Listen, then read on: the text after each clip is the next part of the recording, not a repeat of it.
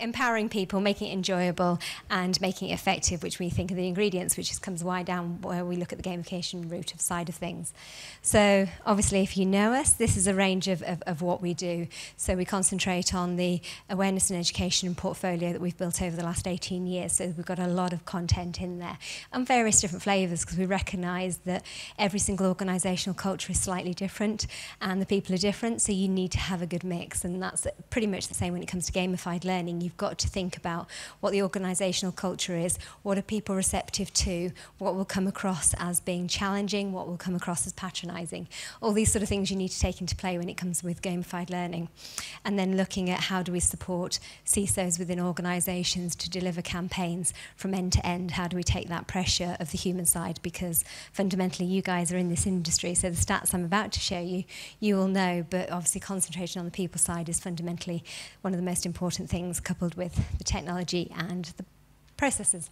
So just some of our clients, which some of your clients as well. Brilliant. So yeah, just a range of our current clients. So in terms of gamified learning, or sorry, the problem that exists today. So obviously we know that 90% of information security breaches are down to human error.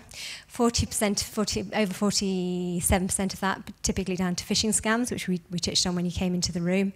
And that, surprisingly, one of the stats that people don't believe is that 97% of people within organisations know that they have a responsibility of cybersecurity. So this should give us some hope. It should give us some inspiration that actually people are wanting to do things. And that's one of the values we have at Bob's Business, is trying to make it a societal issue that we all have to address, as opposed to just a solution for our CISOs. And that 14% claim not to know their policies. I personally think that is a little bit under. I would say considerably more don't understand their policies. So what is the problems with effective training? You guys will know this is policy driven. It's the tick box exercise that typically driven from the top down, because we have to for compliance reasons, and that it's usually one size fits all is the approach that people tend to take, and that's where we're not really sort of, I guess, respecting and appreciating the values of the people within the organisation.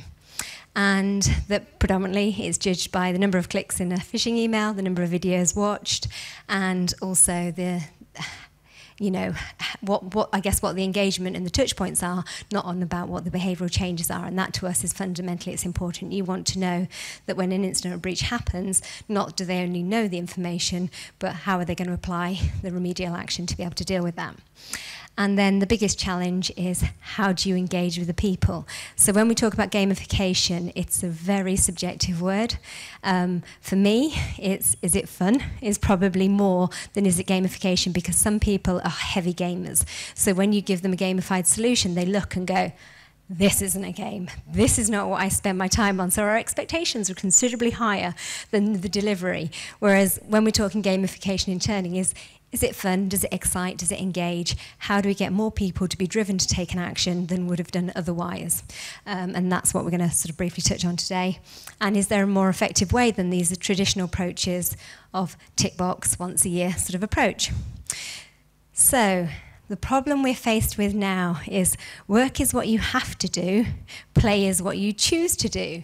When you talk gamification, that's play, that's not work. But we know that actually now, especially in today's society where we've got this hybrid approach to work, we've got the mix between work and play, a lot more of us now are working from home, that actually we want something that's a little bit more flexible, and people are more happy for their work time to encroach in their play time if their work time can be a little bit more flexible. So why can't we be a little bit more flexible in this terminology when we're talking about gamification in learning, in the sense that it's not necessarily play, but why can't it be enjoyable? So that's the way I'd look at it. And in terms of what we're looking for in terms of gamified learning is taking content that you have to deliver, that you want people to understand, and actually just delivering it in multiple formats that they are receptive to. So from a Talent LMS survey, it was discovered that gamification, or 89% of people said that they were more receptive to information when delivered in a gamified way than delivered in an authoritative way. So it's quite an interesting one to come back, and that was done in 2020. But when we're talking about gamified learning, what are we talking about? So there's two types of gamified learning. One is structural gamification, and the other is content gamification. And the best way to describe these is structural gamification tends to be, what do you do to get people on there? What do you do to get them engaged? Because reality is online learning actually has a really, really bad uptake. You know, it's increased now considerably since COVID, but it used to be typically 8 to 12% of people would actively engage with online training, which actually is a really bad stat, especially from an online learning company. So what we want to try and do is increase that engagement.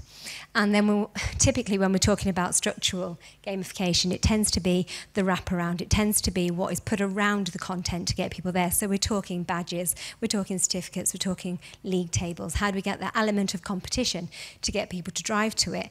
This is great, but it has also come across criticism, because when we're talking about, you know, is it actually controlling? Are you, by offering a reward, then actually you've got the ability to remove that reward. So you're actually being controlling behaviour. So it's come under a little bit of criticism.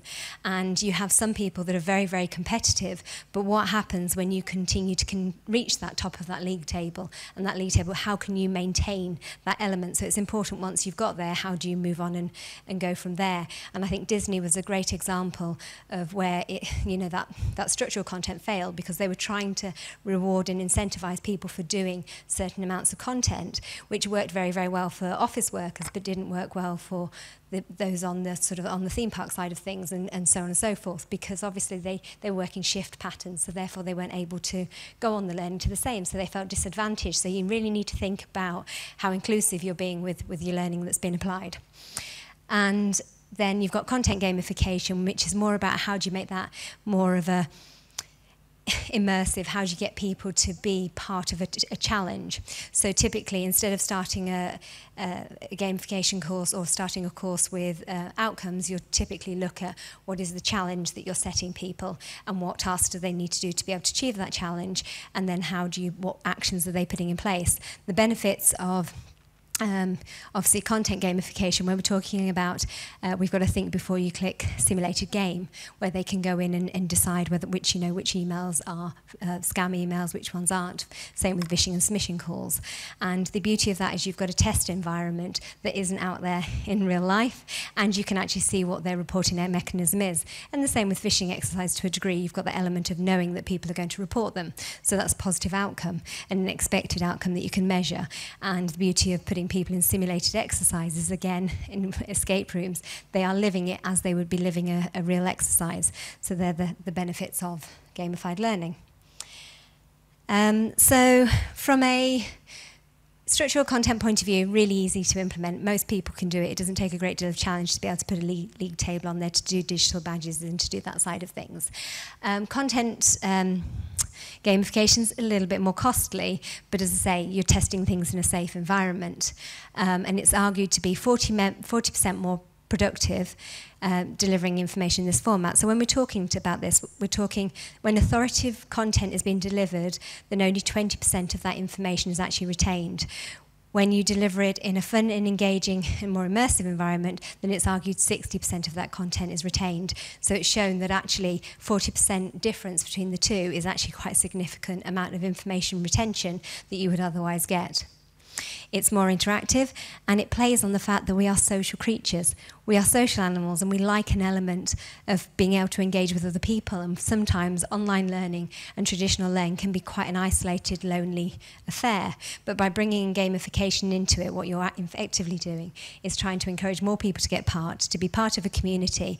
And we like to feel wanted and feel needed. So especially when you're looking at cybersecurity escape rooms that require specific talents to do things and specific roles. So you need a leader, you need a problem solver, those sort of things. It really gets you to, I guess, showcase what your team's capabilities are and pulling on those strengths, which you otherwise wouldn't do with very isolated, lonely training.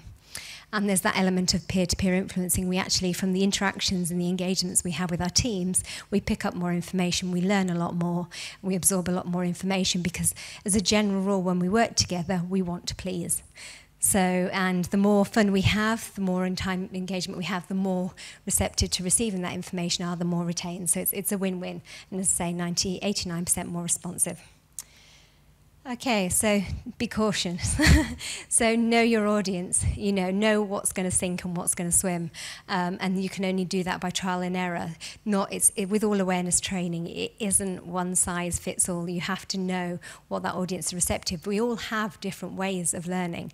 But one thing that's really, really important to remember is what we're trying to influence and change in awareness behavior is habits. Habits that people have picked up and have adapted, and how do we change those habits? And you actually have to receive content at least 12 times before you actually start to embed that information. So actually, by applying various different elements of training and various different types of exercises, then actually that's helping with the retention information, and that coupled with really, really good communications is really important. And I can't underestimate how important it is to have positive communications. As I say, you've got a far better chance of information sticking if you receive it in a more positive way. So you were talking about doing phishing exercises. So one of the common mistakes that people make is they will turn around and say, you clicked on the link, 25% of people clicked on the link, do not click on the link. Whereas actually, if you turn around and say 65% of you didn't click on the link, that's brilliant, then actually that drives positive behavioural change and engagement, because people want to be part of the positive change, not the negative change. And everything you can put in a positive spin as opposed to the name, the shame, the punitive response, the more engagement you have, the more positive response, and the more likely you're having in the event of an incident for somebody to actually turn around and say, something doesn't feel right, I think I've done something, and to come to you. If you go down that punitive and that sort of punishment approach and that negativity, nobody's going to want to come to you. They're not going to come to you as a default. Which is why a collaborative approach is really, really the best approach to take. So bearing in mind, a lot of CISOs think this sits within their remit, it's their responsibility, and don't take full advantage of the rest of the teams. HR play a phenomenal role in this, especially when it comes to exercises that you're implementing, because they can offer that role of, if anything doesn't feel right, if you feel uncomfortable, if you're asked to do something that you otherwise can't do, but also from an inclusivity point of view, thinking about, are there any exercises that you're asking people to do that because of various different disabilities they may actually not be able to do. So you need to make sure that when implementing anything, that all your teams are aware that you're implementing something and what role they play. So HR, that supportive role, for them to know that actually if you're doing some phishing exercises, that they actually stand up and say, if any of this makes you feel uncomfortable, please come to us. Your HR are also your great allies for knowing whether or not your email campaigns that you're putting in are in bad taste. Are they likely to get more of a negative response? Because if you put out a campaign there that's talking about bonus structures or talking about something else, then you're likely to get them against you. HR will not like you and thank you because of the influx of problems they're going to solve. Whereas actually, if you get them involved, get them to have a say in what you're putting out, it also increases their awareness. And more often than not, it's about sitting in the senior management team and explaining what's happening in the news, because what happens in the news is more likely to really, as you know, infiltrate into what sort of scams are going to come through, because especially when it comes to what's happened more recently, our charitable notion is we all want to give money to charity. So when those charitable emails come in, making sure these guys know that actually this is a scam that's happening and how can they relay that information in other forms of communication. Use your marketing team to be able to promote things and to share the information. Get them to write your comms. So information security officers are not the best at delivering information. The reason I started my career in cybersecurity many, many moons ago is they took me, a very people-based person from a marketing and hospitality background, and dumped me in an IT team of 13 techies. And I thought this is going to be the shortest career move I'm ever in my life going to make. These guys don't speak the same language as me. And there was a real divide. People felt awkward, felt uncomfortable about coming into the IT suite. And I acted as that translator. So I'd be like, so tell me what it is you want to change, what behavior it is you're looking to implement. And then tell me again, tell me again, tell me again. And then I'd turn it into nice little tell stories, because stories and storytelling is a really effective way of delivering, much like gamification, because people buy into it, they're memorable, and it's going back to that happy feeling. If people feel something is fun and happy, they've got a greater retention of information. All fundamental principles. You've got to think that your criminals are literally playing on the same emotions that you're hoping to play on to get effective campaigns in there. So your marketing team, I cannot underestimate how important they are. But also talking to your marketing team, how inappropriate it is for them to put links in emails without actually putting really good labels on them, how to use shortened links and what implications that may have, all these sort of things that they might be a little bit more mindful if you have that engagement with them. So that's the collaborative approach and pulling on the people.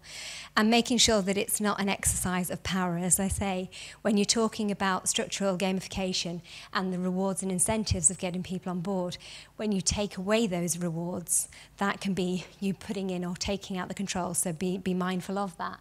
And that can drive and increase engagement, but then it can also detract from focus. So I know people that can play various different games just to get to the top of the league table, but they're actually not absorbing, they're not understanding the focus of what the game is. It's more about playing the game for game's sake.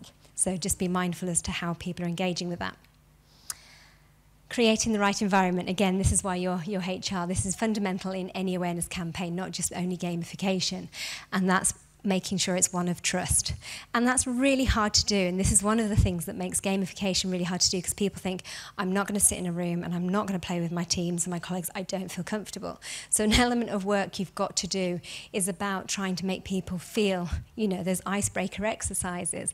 And there's some brilliant, we're doing a great piece of work at the moment with Crest and the Gates Foundation, and we're trialling what happens and how do we educate communities over in South Africa who are going on to online banking. How do we get communities that aren't used to, by default, technology, how do we get them to be interested in online scams, phishing emails and things like that? So what we're trying to do is how do we deliver that content to community groups, to churches?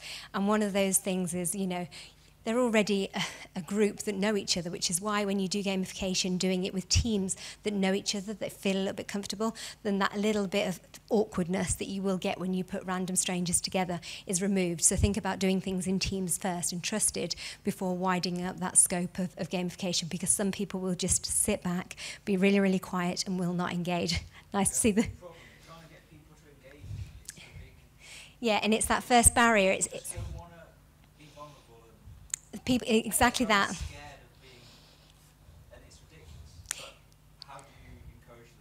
It's that vulnerability, which is about this creating the right environment. It's all that nervousness and trustness. And one of the games that we've done for sort of the Gates Foundation is that, I don't know if you guys have ever done the box exercise. It's where you just literally, without thinking, you have to pull items out of a box. And then the point at which somebody stumbles, they have to run around the chair and sit down. And it's all about you're too busy doing to actually think that this is awkward. And it actually, you know, then becomes quite interesting, quite engaging. And actually doing that box exercise with a group of people and just saying, pull out personal information. Just think of all the personal information, because what I'm going to challenge you as the component to do is remember all those items. So the person that's listening is trying to think, the person that's pulling them out is trying to say them as quickly as possible. And they're thinking, okay, I can't forget things, I can't stumble things. And then what you're doing is they're listing a load of information. You're like, every single time you remember a piece of information. So I remember your mum's name was Janet. I remember your favourite colour is blue. I remember all this. And they're trying to remember the exercise that you sent them to without thinking, oh my goodness, you've just given out a load of personal information. So it's a really quick, small bit of gamification that you can do that's a really effective exercise. So it's just thinking, and again, that costs nothing to do. You can literally do it in your team meetings and just say, we're just doing an icebreaker without putting the label of information security on there. And then what does that open up? What conversation does that then lead to from there on in? So, yeah, make sure that obviously the whole point of your gamification is what is the action you're expecting people to take. So make sure before building or developing everything that you're expecting that, is it about increased reporting? Is it about them actually stopping something, changing the privacy settings? When you're doing, it's really easy to think too hard on the game and not on the actual outcome.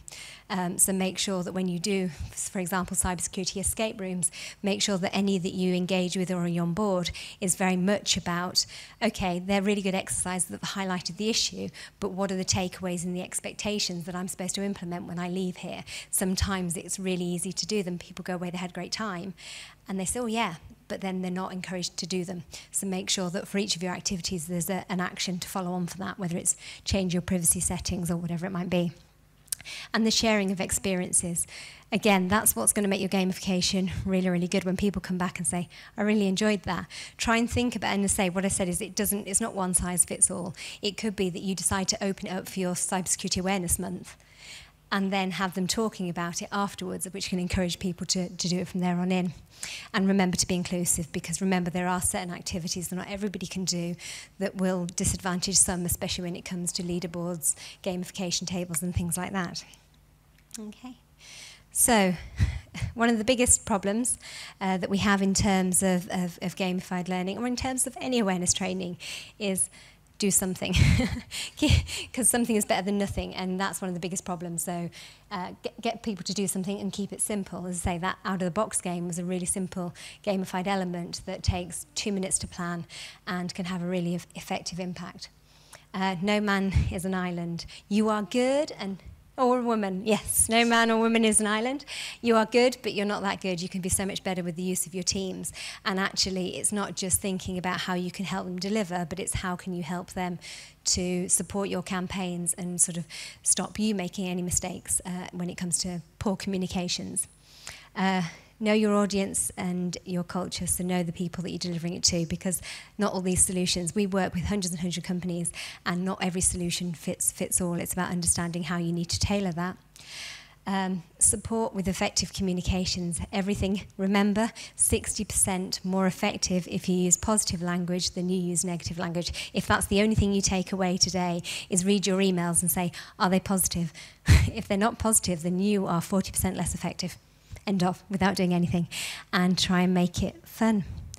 Hopefully that gave you guys a bit of an insight into gamified learning in I can do it very quickly, can't I? So thank you for letting me whiz through. My name's Melanie Oldham. Thank you for listening. Any questions?